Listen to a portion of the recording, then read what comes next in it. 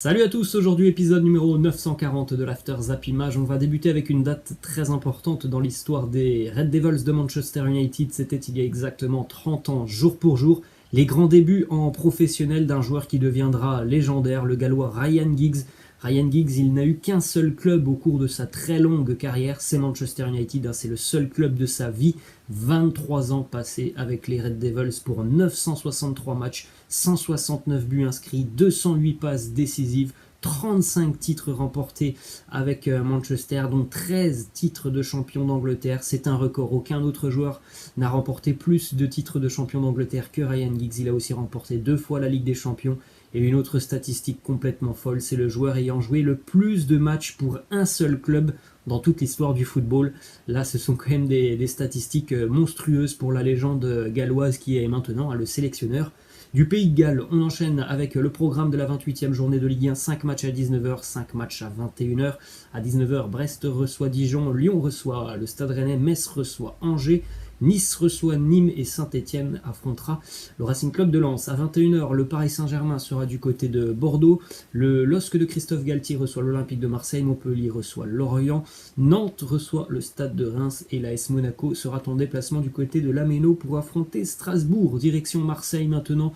On a eu hier pas mal d'infos du côté de Marseille et notamment aussi quelques déclarations. Dimitri Payet qui était en conférence de presse à l'aube de ce déplacement à Lille ce soir. Il nous dit: je connais très bien le coach Galtier, on sait le travail incroyable qu'il a fait avec son équipe. Pour moi, Lille, c'est tout simplement l'équipe la plus complète dans la course au titre. Évidemment, le LOSC, là on n'en doute plus, c'est quand même un sérieux candidat pour le titre de champion de France. C'est une équipe très très costaud, cette équipe de Christophe Galtier. Donc un déplacement périlleux pour l'OM ce soir, surtout que les Lillois restent sur quelques contre-performances à domicile. Donc je pense sincèrement que l'équipe de Galtier a vraiment à cœur ce soir de reprendre sa marche en avant à domicile. Ensuite, une déclaration de Dimitri Payet sur l'arrivée de Jorge Sampaoli. Il nous dit: ce n'est pas quelqu'un que je connais, mais je pense qu'on va vite apprendre à se connaître. On va avoir la trêve internationale et ça va nous permettre de travailler. C'est vrai que c'est quand même assez sympa pour l'OM d'avoir l'entraîneur qui va arriver et surtout de pouvoir bosser 2 semaines avec lui sans avoir de match à jouer, puisque comme le dit Dimitri Payet,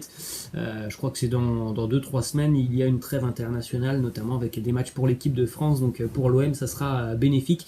Ça sera un petit peu de temps pour travailler et mieux apprendre à connaître le nouvel entraîneur. Ensuite, Frank McCourt sur les rumeurs de rachat. Il nous dit: je ne suis pas en colère, mais cela m'agace parce que j'ai été très clair. Le club n'a pas été à vendre, ne l'est pas et ne le sera pas. Autre déclat de Frank McCourt qui était hier l'invité de Top of the Foot sur RMC. Il nous dit: l'objectif de ce nouveau cycle est d'être chaque année dans le top et de se qualifier régulièrement en Coupe d'Europe.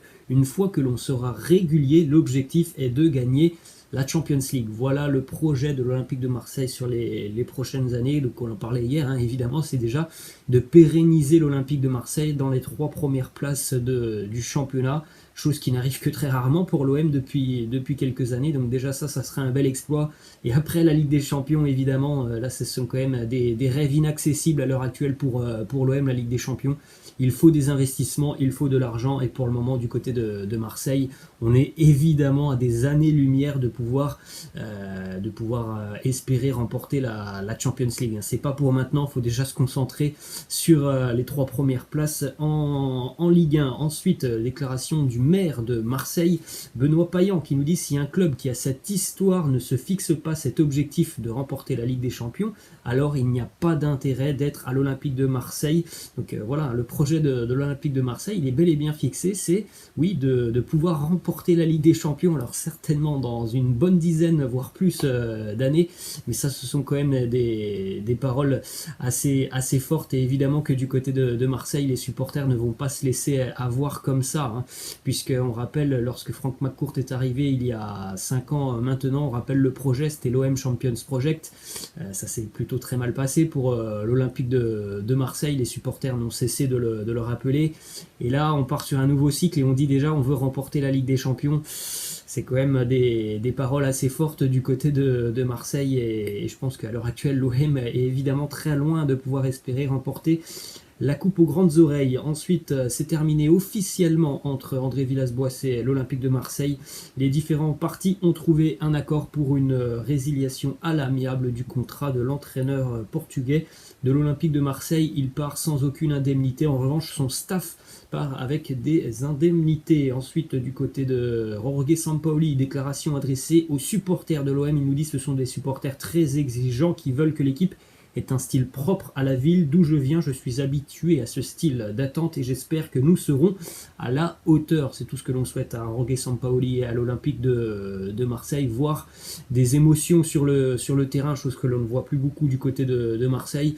Jorge Sampaoli, c'est quelqu'un qui va vraiment permettre à l'OM de se retrouver un style propre. Ensuite, une dernière info du côté de Marseille, selon les infos de Calcio Mercato, Florian Thauvin n'est plus la priorité de l'AC Milan. En effet, le média italien précise que le champion du monde demanderait un salaire beaucoup trop élevé et donc le club rossoneri aurait d'ores et déjà abandonné cette piste. Petite info du côté de Lille, le LOSC et New Balance ont prolongé leur partenariat. New Balance qui continuera donc d'être l'équipementier du LOSC. Direction Bordeaux, selon France Football, King Street, qui est donc le propriétaire américain des Girondins de Bordeaux, chercherait à vendre le club. Les Girondins sont en grande difficulté financièrement, c'est très compliqué du côté de Bordeaux. Ça fait 1 an et demi que niveau finance, ça va plus du tout du côté de Bordeaux. Le club a un déficit proche des 80 millions d'euros suite à la crise du Covid. La vente du club est envisagée afin d'éviter un redressement judiciaire, voire pire, une rétrogradation administrative. Poursuit avec une info du côté du Stade Rennais, Eduardo Camavinga qui songe de plus en plus à quitter la Bretagne cet été, notamment si le Stade Rennais ne dispute pas de Coupe d'Europe la saison prochaine. Et étant donné ce qui se passe du côté de Rennes sur ces derniers jours, dernières semaines, avec des résultats vraiment mauvais en championnat, le départ de l'entraîneur, on a quand même du mal à imaginer les Bretons bien terminer cette année de Ligue 1. Donc c'est sûr que pour Eduardo Camavinga, qui voulait continuer évidemment à jouer la Coupe d'Europe, c'est un coup d'arrêt pour lui. Après, il faut aussi se dire que Eduardo Camavinga, il traverse une saison quand même assez compliquée. Il avait fait un bon début de saison sur les 2-3 premiers mois avec les Bretons. Depuis, c'est quand même beaucoup plus compliqué pour Eduardo Camavinga, qui est un petit peu en dedans sur le terrain, comme toute son équipe. Ensuite, direction Paris, déclaration de Mauricio Pochettino qui nous dit « Si nous gagnons les 11 derniers matchs de Ligue 1, nous serons champions ». Alors évidemment, si le PSG fait un sans faute jusqu'à la fin d'année en championnat, eh bien Paris sera champion de Ligue 1. On rappelle notamment qu'il y aura un match entre le PSG et Lille dans les prochaines semaines. Ensuite, Neymar qui s'en est pris un petit peu aux journalistes, puisqu'il nous dit la semaine passée, j'ai posté une vidéo pour montrer une journée entière de traitement du réveil au coucher. Je n'ai vu aucun site souligné. Ah, Neymar est pro, il prend soin de lui. C'était où? On ne poste que ce qui se vend, et ce qui se vend, c'est par les mal des autres. Et évidemment, il n'a pas tout à fait tort, Neymar. Il a même raison. Ça n'intéresse pas beaucoup les journalistes de voir Neymar poster des vidéos de ces journées de rééducation. En revanche, quand Neymar fait la fête, là ça intéresse beaucoup plus les journalistes. Direction la Ligue 2, maintenant. Hier on jouait la 28e journée de Ligue 2, victoire de Grenoble au Havre 2-0, Amiens-Auxerre, ça se termine sur un score de 1 partout. Clermont s'impose 5-0 du côté de Guingamp, 3 s'impose 3-0 du côté de Chambly, Sochaux s'impose à Niort 3-1. Le Paris FC s'impose face à Dunkerque 1-0 à la 92e minute. Toulouse est battu du côté de Valenciennes 1-0. Une petite stat sur le Clermont Foot qui va très très bien cette année. Clermont a déjà 55 points après 28 journées de Ligue 2. C'est le meilleur total de l'histoire des Clermontois dans l'histoire du championnat de Ligue 2. À l'heure actuelle, le Clermont Foot est pour le moment deuxième, et donc provisoirement, Clermont serait en Ligue 1. 3 est leader de ce championnat de Ligue 2 avec 58 points. Deuxième position, les Clermontois 55, troisième Toulouse 52, quatrième Grenoble 52, cinquième le Paris FC 47, sixième la JOCR 45 points. Ça va un petit peu moins bien pour la JOCR depuis quelques semaines. D'ailleurs, déclaration de l'entraîneur auxerrois Jean-Marc Furlan, c'était le week-end dernier après la défaite face à Rodez.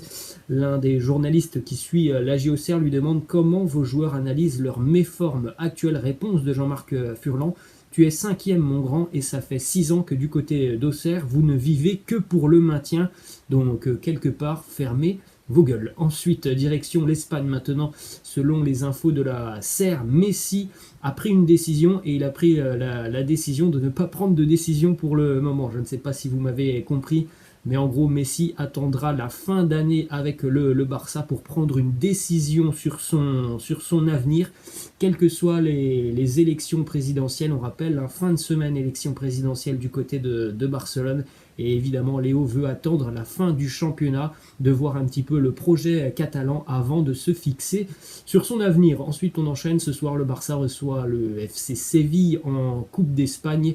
Match retour. Le Barça avait été battu 2-0 au match aller. Direction Madrid maintenant. On rappelle toujours beaucoup de problèmes du côté du Real au niveau des prolongations de contrat. Sergio Ramos, Lucas Vázquez, on en a parlé hier. Raphaël Varane, c'est la même chose, il est libre dans 1 an. À l'heure actuelle, la prolongation n'avance pas.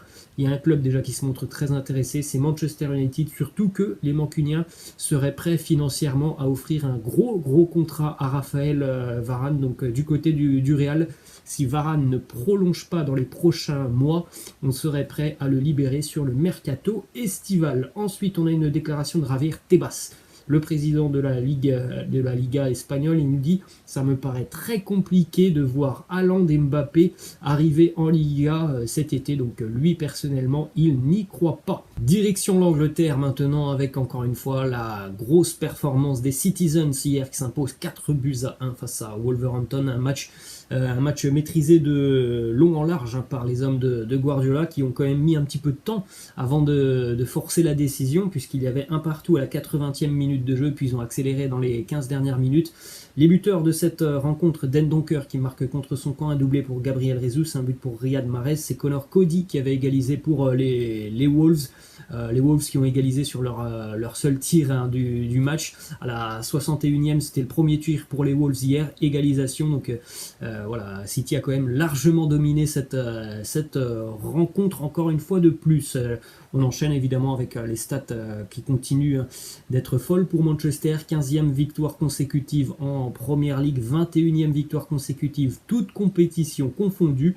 Et on en est aussi à 28 matchs sans défaite pour les hommes de Guardiola, 25 victoires, 3 matchs nuls. City inarrêtable à l'heure actuelle. Toujours du côté de l'Angleterre, un coup dur pour Leicester. Le jeune Harvey Barnes est sorti sur civière ce week-end lors de la défaite des Foxes face à Arsenal sur le score de 3-1. Il va être opéré au niveau du genou, il sera absent pour au moins 6 semaines. Harvey Barnes qui fait une saison exceptionnelle avec les Foxes. Direction l'Italie maintenant. Hier, la Juve s'est imposée 3-0 face à la Spezia, évidemment, au niveau du classement. C'est une bonne opération pour la Juve qui reprend quelques points à l'Inter. Les buteurs Morata, Chiesa et évidemment Cristiano Ronaldo. Une petite info aussi du côté du groupe turinois. Pour la 2e fois d'affilée, l'ancien Marseillais Marley Ake était convoqué dans le groupe turinois pour affronter la Spezia hier, même si Marley Ake n'a pas joué, il était dans le groupe de la Juve. On prend la direction du Mexique maintenant, déclaration d'André-Pierre Gignac qui nous dit « Je ne veux pas quitter le Mexique, ce pays est en moi, dans mon cœur, je me sens totalement mexicain. Ce pays est incroyable, j'ai l'intention de terminer ma carrière au Tigres, de rester ici à Monterrey pour y vivre. » Et on termine les amis avec cette petite question de fin. Lequel de ces 4 buts est pour vous le plus renversant? Le but de Agüero lors de Manchester City Queen's Park Rangers, je crois que c'était en 2013. On joue la 38e journée de la Première Ligue, City fait 2 partout, on joue la 94e minute. Si le score en reste à 2-2, c'est Manchester United qui est champion. Sergio Agüero marque à la 95e, City est champion d'Angleterre. Le but de Fernando Torres face à Barcelone en Ligue des Champions, le but de Sergio Roberto face au PSG lors de la remontada, ou alors le but de Sergio Ramos lors de la finale de la Champions League entre le Real et l'Atlético, l'égalisation sur tête après un corner à la 93e minute. Alors pour moi, c'est soit le match du Real face à l'Atlético, soit celui de City face à Queen's Park, parce que les deux autres, évidemment, Chelsea était déjà qualifié malgré ce but de Torres. Après le match du Barça, voilà, c'est un match extraordinaire, mais c'est pas un match qui te permet de remporter un titre. Celui de City, il permet de remporter un titre à la dernière minute de la dernière journée de Première Ligue. Et celui de Ramos, il te permet d'aller en prolongation et puis au final de détruire l'Atlético sur la prolongation. Donc j'ai un petit peu de mal à décider entre celui d'Agüero pour City et celui de Sergio Ramos. Les amis, laissez-moi en commentaire ce que vous en pensez. Je vous laisse et je vous dis à la prochaine. Ciao!